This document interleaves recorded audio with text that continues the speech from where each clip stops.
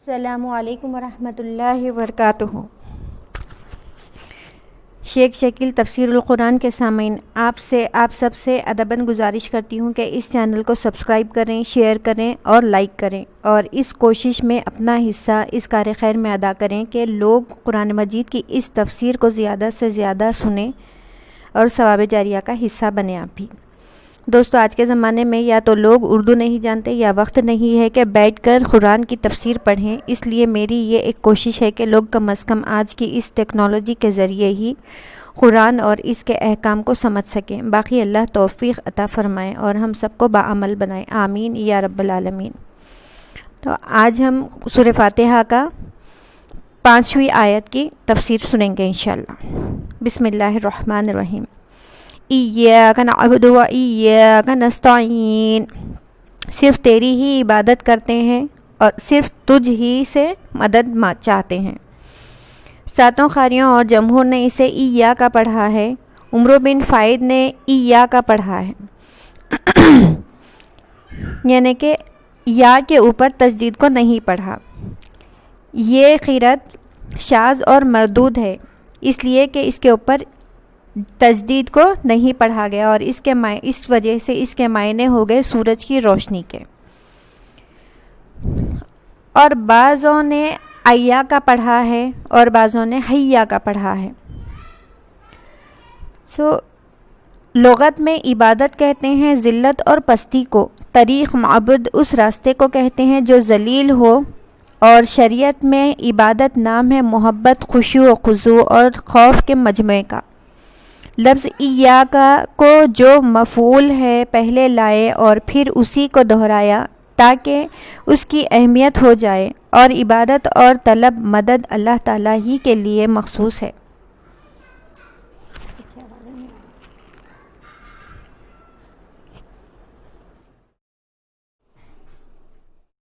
اس جملے کے معنی یہ ہوئے کہ ہم تیرے سوا کسی کی عبادت نہیں کرتے اور تیرے سوا کسی پر بھروسہ نہیں کرتے۔ کامل اطاعت اور پورے دین کا حاصل صرف یہی دو چیزیں ہیں۔ بعض سلف کا فرمان ہے کہ سارے قرآن کا راز سورہ فاتحہ میں ہے اور پوری سورت کا راز اس آیت یعنی کہ ایاک نعبد و ایاک نستعین میں ہے۔ آیت کے پہلے حصے میں شرک سے بیزاری کا اعلان ہے اور دوسرے جملے میں اپنی طاقتوں اور قوتوں کا انکار ہے، اور اللہ عز و جل کی طرف اپنے تمام کاموں کی سپردگی ہے۔ اس مضمون کی اور بھی بہت سی آیتیں قرآن پاک میں موجود ہیں، جیسے فرمایا فَاعْبُدْهُ وَتَوَكَّلْ عَلَيْهِ، یعنی اللہ ہی کی عبادت کر اور اسی پر بھروسہ کر، تیرا رب تمہارے اعمال سے غافل نہیں۔ فرمایا قُلْ هُوَ الرَّحْمَنُ، کہہ دے کہ وہی رحمان ہے، ہم اس پر ایمان لے آئے اور اسی پر ہم نے توکل کیا۔ فرمایا رب المشرق والمغرب لا الہ الا هو فاتخذہ وکیلا، یعنی مشرق مغرب کا رب وہی ہے، اس کے سوا کوئی معبود نہیں، تو اسی کو اپنا کارساز سمجھ۔ یہی مضمون اس آیت کریمہ میں ہے۔ اس سے پہلے کی آیتوں میں تو خطاب نہ تھا، لیکن اس آیت میں اللہ تعالیٰ سے خطاب کیا گیا اور جو نہایت لطافت اور مناسبت رکھتا ہے، اس لیے کہ جب بندے نے اللہ تعالیٰ کی صفت و ثنا بیان کی تو گویا قرب خداوندی میں حاضر ہو گیا اور خداوند جل علا کے حضور میں پہنچ گیا۔ اب اس مالک کو خطاب کر کے اپنی ذلت اور مسکینی کا اظہار کرنے لگا اور کہنے لگا کہ خدایا ہم تو تیرے ذلیل غلام ہیں اور اپنے تمام کاموں میں تیرے ہی محتاج ہیں۔ اس آیت میں اس بات کی بھی دلیل ہے کہ اس سے پہلے کے تمام جملوں میں خبر تھی، یعنی کہ اللہ تعالیٰ کے بارے میں بیان تھا۔ اللہ تعالیٰ نے اپنی بہترین صفات پر اپنی ثنا آپ کی تھی اور بندوں کو اپنی ثنا انہی الفاظ کے ساتھ بیان کرنے کا ارشاد فرمایا تھا۔ اسی لیے اس شخص کی نماز صحیح نہیں جو اس سورت کو پڑھنا جانتا ہو اور پھر نہ پڑھے، جیسے کہ بخاری و مسلم کی حدیث میں حضرت عبادہ بن صامت رضی اللہ تعالی عنہ سے مروی ہے کہ رسول اللہ صلی اللہ علیہ وسلم نے فرمایا، نہیں نماز اس شخص کی جو سورہ فاتحہ نہ پڑھے۔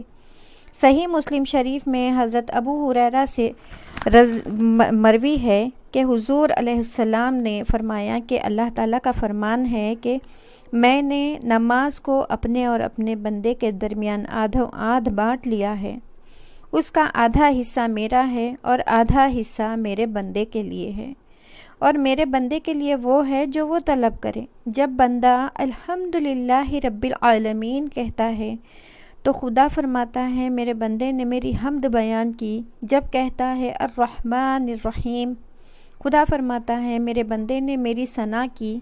جب وہ کہتا ہے مالک یوم الدین، خدا فرماتا ہے میرے بندے نے میری بزرگی بیان کی۔ جب وہ ایاک نعبد و ایاک نستعین کہتا ہے تو اللہ تعالیٰ فرماتا ہے یہ میرے اور میرے بندے کے درمیان ہے اور میرے بندے کے لیے وہ ہے جو وہ مانگے۔ پھر وہ آخر سورت تک پڑھتا ہے، اللہ تعالیٰ فرماتا ہے یہ میرے بندے کے لیے ہے اور میرا بندہ جو مجھ سے مانگے اس کے لیے ہے۔ حضرت ابن عباس رضی اللہ عنہ فرماتے ہیں ایاک نعبد کے معنی یہ ہیں کہ اے ہمارے رب، ہم خاص تیری ہی توحید مانتے ہیں اور تجھ ہی سے ڈرتے ہیں اور تیری ہی ذات سے امید رکھتے ہیں، تیرے سوا کسی اور کی نہ تو ہم عبادت کریں، نہ ڈریں، نہ امیدیں رکھیں۔ اور ایاک نستعین سے یہ مراد ہے کہ ہم تیری تمام اطاعت پر اور اپنے تمام کاموں میں تجھ ہی سے مدد مانگتے ہیں۔ قتادہ رضی اللہ عنہ فرماتے ہیں مطلب یہ ہے کہ خداوند تبارک و تعالیٰ کا حکم ہے کہ تم سب اسی کی خالص عبادت کرو اور اپنے تمام کاموں میں اسی سے مدد مانگو۔ ایاک نعبد کو پہلے لانا اس لیے ہے کہ اصل مقصود اللہ تعالیٰ کی عبادت ہی ہے اور مدد طلب کرنا یہ عبادت کا وسیلہ اور اہتمام اور اس پر پختگی ہے، اور یہ ظاہر ہے کہ زیادہ اہمیت والی چیز کو آگے کیا جاتا ہے اور اس سے کم کو اس کے بعد لایا جاتا ہے، واللہ العلم۔ اگر یہ کہا جائے کہ یہاں جمع کے صیغے کو لانے کی یعنی ہم کہنے کی کیا ضرورت ہے، اگر یہ جمع کے لیے ہے تو کہنے والا تو ایک ہے، اور اگر تعظیم کے لیے ہے تو اس مقام پر یہ نہایت نامناسب ہے، کیونکہ ہم تو مسکینی اور عاجزی ظاہر کرنا مقصود ہے۔ اس کا جواب یہ ہے کہ گویا ایک بندہ تمام بندوں کی طرف سے خبر دے رہا ہے، بالخصوص جب کہ وہ جماعت میں کھڑا ہو یا امام بنا ہوا ہو، پس گویا وہ اپنی اور اپنے سب مومن بھائیوں کی طرف سے اقرار کر رہا ہے کہ وہ سب اس کے بندے ہیں اور اسی کی عبادت کے لیے پیدا کیے گئے ہیں، اور یہ ان کی طرف سے بھلائی کے لیے آگے بڑھا ہوا ہے۔ بعضوں نے کہا ہے کہ یہ تعظیم کے لیے ہے، گویا کہ بندہ جب عبادت میں داخل ہوتا ہے تو اسی کو کہا جاتا ہے کہ تو شریف ہے اور تیری عزت ہمارے دربار میں بہت زیادہ ہے۔ تو اب ایاک نعبد و ایاک نستعین کہہ اپنے تئیں عزت سے یاد کر، ہاں اگر عبادت سے الگ ہو تو اس وقت ہم نہ کہیں گو ہزاروں لاکھوں میں ہو، کیونکہ سب کے سب اللہ تعالیٰ کے محتاج اور اس کے دربار کے فقیر ہیں۔ بعض کا قول ہے کہ ایاک نعبد میں جو تواضع اور عاجزی ہے وہ ایاک ابد نام نہیں، اس لیے کہ اس میں اپنے نفس کی بڑائی اور اپنی عبادت کی اہلیت پائی جاتی ہے، حالانکہ کوئی بندہ اللہ تعالیٰ کی پوری عبادت اور جیسی چاہیے ویسی ثنا و صفت بیان کرنے پر قدرت ہی نہیں رکھتا۔ کسی شاعر کا قول ہے کہ مجھے اس کا غلام کہہ کر ہی پکارو، کیونکہ میرا سب سے اچھا نام یہی ہے۔ اللہ تعالیٰ نے اپنے رسول صلی اللہ علیہ وسلم کا نام عبد یعنی غلام ان جگہوں پر لیا ہے جہاں اپنی بڑی بڑی نعمتوں کا ذکر کیا ہے، جیسے قرآن نازل کرنا، نماز میں کھڑے ہونا، معراج کرانا وغیرہ۔ فرمان ہے الحمدللہ الذی انزل علی عبدہ، فرمایا وَإِنَّهُ لَمَّا قَامَ عَبْدُ اللَّهِ سبحان الذی اسری بعبدہ۔ ساتھ ہی قرآن پاک نے یہ تعلیم دی کہ اے نبی، جس وقت تمہارا دل مخالفین کے جھٹلانے کی وجہ سے تنگ ہو تو تم میری عبادت میں مشغول ہو جاؤ۔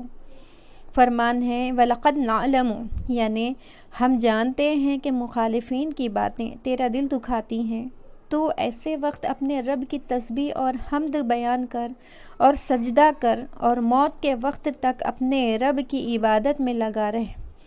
رازی رحمۃ اللہ علیہ نے اپنی تفسیر میں بعض لوگوں سے نقل کیا ہے کہ عبودیت کا مقام رسالت کے مقام سے افضل ہے، کیونکہ عبادت کا تعلق مخلوق سے خالق کی طرف ہوتا ہے اور رسالت کا تعلق حق سے خلق کی طرف ہوتا ہے، اور اس دلیل سے بھی کہ ابد کی کل اصلاح کے کاموں کا متولی خود خداوند تبارک و تعالی ہوتا ہے اور رسول اپنی امت کی مصلحتوں کا والی ہوتا ہے، لیکن یہ قول غلط ہے اور اس کی یہ دونوں دلیلیں بھی بودھی اور لا حاصل ہیں۔ بعض صوفیوں کا قول ہے کہ عبادت یا تو ثواب حاصل کرنے کے لیے ہوتی ہے یا عذاب دفع کرنے کے لیے۔ وہ کہتے ہیں یہ کوئی فائدے کی بات نہیں، اس لیے کہ اس وقت مقصود خود اپنی مراد کا حاصل کرنا ٹھہرا، اس کی تکالیف کے لیے آمادگی کرنا یہ بھی ضعیف ہے۔ اعلیٰ مرتبہ عبادت کا یہ ہے کہ انسان اس مقدس ذات کی جو تمام کامل صفتوں سے موصوف ہے، محض اس کی ذات کے لیے ہی عبادت کرے اور مقصود کچھ نہ ہو۔ اسی لیے نماز کی نیت للہ نماز پڑھنے کی ہوتی ہے، اگر وہ ثواب پانے اور عذاب سے بچنے کے لیے ہو تو باطل ہے۔ دوسرا گروہ اس کی تردید کرتا ہے اور کہتا ہے کہ عبادت کا اللہ تعالیٰ کے لیے ہونا کچھ اس کے خلاف نہیں کہ ثواب کی طلب اور عذابوں کا بچاؤ مطلوب نہ ہو۔